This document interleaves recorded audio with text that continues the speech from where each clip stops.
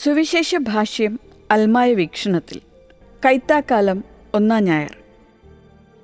12 ശ്ലീഹന്മാരുടെ തിരുനാൾ. സാക്ഷ്യത്തിലേക്കൊരു free kick. രചന സിജോ പൈനാടത്ത്. ദൈവത്തോട് പ്രാർത്ഥിക്കുമ്പോൾ ആരോ നമ്മളെ ശ്രദ്ധിക്കുന്നുണ്ടെന്ന് തോന്നും. ആ ശ്രദ്ധ ഒരു ശക്തിയാണ്. കളിക്കളത്തിലും അത് ഞാൻ അറിഞ്ഞിട്ടുണ്ട്. വിശ്വാസം എനിക്ക് വളരെ പ്രധാനപ്പെട്ടതാണ്.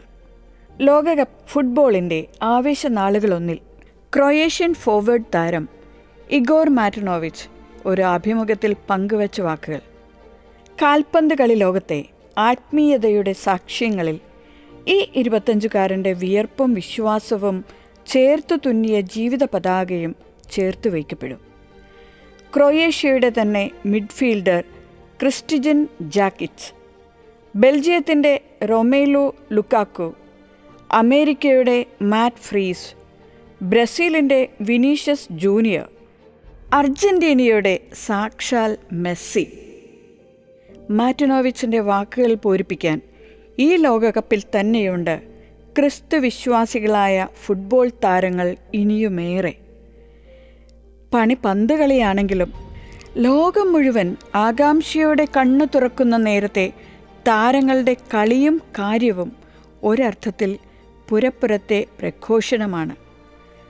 കളിക്കളത്തിലെ നിർണായക നിമിഷത്തിൽ ഒരു കുരിശുവര, ഒരു കൈകൂപ്പൽ, ഒരു മിഴിപൂട്ടൽ, അത് മതി. അതുതന്നെയാണ് അവരുടെ വിശ്വാസാഘോഷം. ആയിരിക്കുന്ന സാഹചര്യങ്ങൾ ക്രിസ്തു ശിഷ്യരാവുക എന്ന വലിയ നിയോഗത്തിൻ്റെ ആദരിക്കപ്പെടേണ്ട ചുവടുകൂടിയാണിത്. 12 അപ്പോസ്തലന്മാരെ തിരഞ്ഞെടുത്ത് സുവ്യക്തമായ നയപരിപാടികളോടെ തൻ്റെ ദൗത്യം പൂരിപ്പിക്കാനും തുടരാനും അയക്കുന്ന ക്രിസ്തുവിനെ സവിശേഷമായി സ്മരിക്കുന്ന നാളാണ്. ചോരയും ജീവനും കൊടുത്ത് ക്രിസ്തുവിന് അർത്ഥപൂർണമായ തുടർച്ചകളായ 12 ശ്ലീഹന്മാരുടെ തിരുനാൾ. സഭയാകുന്ന മഹാവൃക്ഷം പൂവിട്ട് തളിർത്ത് പ്രത്യാശയുടെ പുതുഫലങ്ങൾ പുറപ്പെടുവിച്ചതിനെ ഓർക്കുന്ന കൈത്താക്കാലത്തിൻ്റെ ആദ്യ ഞായർ. സർവം സാക്ഷ്യം. ക്രിസ്തുവിൽ നിന്ന് കിട്ടിയ വെളിച്ചം പലയിടങ്ങളിൽ പല തലങ്ങളിൽ അടയാളപ്പെടുത്തിയവരാണ് അപ്പോസ്തലന്മാർ. അവിടെയെല്ലാം വെളിച്ചം പരന്നു, അവിടെയുള്ളവർ വെളിച്ചമുള്ളവരായി. സഭ വളർന്നു, തലമുറകൾ പിന്നിട്ടു. ക്രിസ്തുവിൻ്റെ അടയാളങ്ങൾ വരിച്ചവരും വഹിക്കുന്നവരും അപ്പോസ്തലന്മാരുടെ ചൈതന്യം ഉള്ളിൽ പതിഞ്ഞവരാണ്. അതുകൊണ്ടാണവർ പള്ളിക്കപ്പുറം പാഠശാലയിലും പണിപ്പുരയിലും പന്ത് കളിക്കളത്തിലുമെല്ലാം പ്രകാശം പരത്തുന്നവരാകുന്നത്. ക്രിസ്തുവിന് സാക്ഷികൾ ഉള്ളിടത്താണ് ക്രിസ്തുവിൻ്റെ സഭ വളരുന്നത്. 12 പകിട്ട്.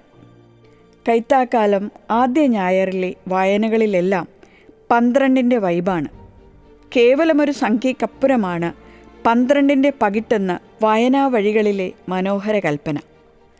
ഉൽപ്പത്തിയുടെ പുസ്തകത്തിലെ യാക്കോബിൻ്റെ 12 പുത്രന്മാർ, ജോഷുവ പ്രവാചകൻ വിശദീകരിക്കുന്ന 12 സ്മാരകശിലകൾ എന്നിവ ഇസ്രായേൽ ഒരു ജനതയായി പരുവപ്പെട്ട് വാഗ്ദത്ത നാട്ടിലേക്ക് എത്തുന്നതിൻ്റെ വഴികളെ വരച്ചിടുന്നു. വെളിപാടിൻ്റെ ഗ്രന്ഥത്തിൽ കുഞ്ഞാടിൻ്റെ 12 ശ്ലീഹന്മാരെ എത്ര മനോഹരമായാണ് യോഹന്നാൻ തൻ്റെ സ്വർഗദർശന സങ്കല്പത്തോട് ചേർത്ത് വയ്ക്കുന്നത്. വിശുദ്ധ മത്തായിയുടെ സുവിശേഷത്തിലേക്ക് എത്തുമ്പോൾ തനിക്കൊപ്പമുണ്ടായിരുന്നവരിൽ നിന്ന് കൃത്യമായി സ്ക്രീനിംഗ് നടത്തി ക്രിസ്തു 12 പേരെ ശിഷ്യരാക്കി ഉയർത്തുന്നു. എന്തുകൊണ്ട് ശിഷ്യന്മാർ 12? കുറയാതിരുന്നതെന്ത്? അതിൽ നിർത്തിയതെന്ത്? നഷ്ടപ്പെട്ടത് നഷ്ടപ്പെടാനുള്ളതല്ല.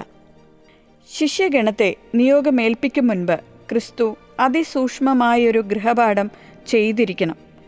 തൻ്റെ നിയോഗമേൽക്കുന്നവർ എന്ത് ചെയ്യണം, എന്ത് ചെയ്യരുത്, എവിടെ പോകണം, എവിടെ പോകരുത്. മാസ്റ്റർ പ്ലാൻ കൃത്യമായിരുന്നു. ക്രിസ്തു പഠിപ്പിച്ചത് കൃത്യം. നാം പഠിച്ചെടുത്തത് എന്ത്? ഇസ്രായേൽ വംശത്തിലെ നഷ്ടപ്പെട്ടു പോയ ആടുകളുടെ അടുത്തേക്ക് പോവുക എന്ന ശിഷ്യരോടുള്ള ക്രിസ്തുവിൻ്റെ ആഹ്വാനം അടിവരയിട്ട് ധ്യാനിക്കേണ്ടതാണ്. പുതിയത് നേടുന്നതിനേക്കാൾ ഉള്ളത് കറതീർന്നതാവുക എന്നതാണ് പ്രധാനമെന്ന് ക്രിസ്തു എന്ന ലീഡർ പഠിപ്പിക്കുന്നു. ആർപ്പു വിളിക്കുന്ന ആൾക്കൂട്ടത്തിൻ്റെ ഡ്രോൺ ദൃശ്യമികവല്ല, സ്വർഗോത്മുഖരായി നീങ്ങുന്ന ആത്മാക്കൾ എത്ര എന്നതാണ് ക്രിസ്തു ഇന്നും തേടുന്നത്. ജീവിതത്തിൻ്റെ കളിക്കളങ്ങളിൽ ലക്ഷ്യപ്രാപ്തിയുടെ ഗോൾ നേടുമ്പോഴും തോറ്റുപുറത്തിരിക്കാനുള്ള ഗോൾ വഴങ്ങുമ്പോഴും എനിക്ക് സാക്ഷ്യമാകുന്നവരെത്ര എന്നതാണ് ക്രിസ്തുവിൻ്റെ ലളിതമായ അന്വേഷണം. ക്വാളിറ്റിയാണ് ക്വാണ്ടിറ്റിയേക്കാൾ ഫലദായകം. ക്വാളിറ്റേറ്റീവ് കൈത്താക്കാലമുണ്ടാവട്ടെ. അവന് അലങ്കാരങ്ങൾ വേണ്ട. ക്രിസ്തുവിനെ പ്രഘോഷിക്കാൻ ദൗത്യമേറ്റവനിൽ നിന്നും അകത്തും പുറത്തും അതിരുവിട്ട അലങ്കാരങ്ങളൊന്നും പ്രതീക്ഷിക്കുന്നില്ല. നിങ്ങളുടെ അരപ്പട്ടയിൽ സ്വർണമോ വെള്ളിയോ ചെമ്പോ കരുതി വയ്ക്കരുത്. യാത്രയ്ക്ക് സഞ്ചിയോ രണ്ടുടുപ്പുകളോ ചെരുപ്പോ വടിയോ കൊണ്ടുപോകരുത്.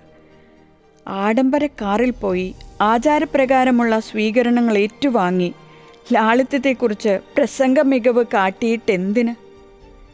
കളിക്കളത്തിൽ കളി മറന്ന് കൈകാര്യം ചെയ്യലും ഷോകളും നടത്തുന്നവർക്ക് റഫറിയുടെ പോക്കറ്റിലെ റെഡ് കാർഡാണ് മറുപടി.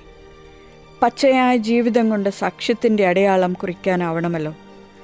ജീവിതത്തിനു മേൽ മൂടുപടമിട്ട ശേഷം പുറം പ്രഘോഷണങ്ങളിൽ കഴമ്പുണ്ടാവാനിടയില്ല. ക്രിസ്തു ഉള്ളിലില്ലാത്തവൻ ആകർഷകമായ ചേരുവയോടെ വചനപ്രസംഗം നടത്തുന്നത് യൂട്യൂബ് ചാനലിൽ ക്ലിക്കായേക്കാം. ആത്മാവിലേക്ക് ചാല് കീറി ഒഴുകാത്തിടത്തോളം വചനം അതിൻ്റെ സാഫല്യതീരം തേടിക്കൊണ്ടേയിരിക്കും. ക്രിസ്തു സാക്ഷ്യത്തിൻ്റെ പേരിൽ മേമ്പൊടികളും മേലലങ്കാരങ്ങളും ഇന്നും സമൃദ്ധമാണ്. കാലത്തിനൊത്ത് പുതുക്കി എഴുതിയ ലാഭത്തിൻ്റെ കണക്ക് പുസ്തകങ്ങളിൽ നിന്ന് നീതിയെ ഇറക്കിവിട്ട സ്ഥാപന പടികളിലൊന്നിൽ 50 അടി പൊക്കമുള്ള ക്രിസ്തുരൂപം കൊത്തിവെച്ചാൽ സാക്ഷ്യമാകുന്നതെങ്ങനെ? അത് പള്ളിയായാലും പള്ളിക്കൂടമായാലും പള്ളി ആശുപത്രിയായാലും അവനെ പ്രതി അലങ്കാരങ്ങൾ കൊടുക്കേണ്ടത് അവനെ തന്നെയാണ്. Extra time. ലോകകപ്പ് പ്രീ ക്വാർട്ടറിൽ കളി തീരാൻ മിനിറ്റുകൾ അവശേഷിക്കും നേരവും ഈജിപ്ഷ്യൻ പോരാട്ട വീര്യത്തിൽ 2 ഗോളിന് പിന്നിൽ നിന്ന് ദയനീയമായി വിയർക്കുന്ന മെസ്സിയെയും അർജന്റീനയെയും കണ്ണീർ മഴ പെയ്ത്താരംഭിച്ച ഗ്യാലറിയെയും ഫുട്ബോൾ പ്രേമികൾ പെട്ടെന്ന് മറക്കാനിടയില്ല. ഉറങ്ങാതെ കുത്തിയിരുന്ന് കളി കണ്ട പുത്രൻ സ്റ്റെഫാനാണ് ആ സമയം കളിയും കാര്യവും നിറഞ്ഞൊരു നിരീക്ഷണം പങ്കുവച്ചത്. മെസ്സി ഇപ്പോൾ അടുത്തിടെയായിട്ട് ഗോളടിച്ചാൽ കുരിശു വരയ്ക്കലൊന്നും ഇല്ലപ്പാ, പിന്നെ എങ്ങനാ?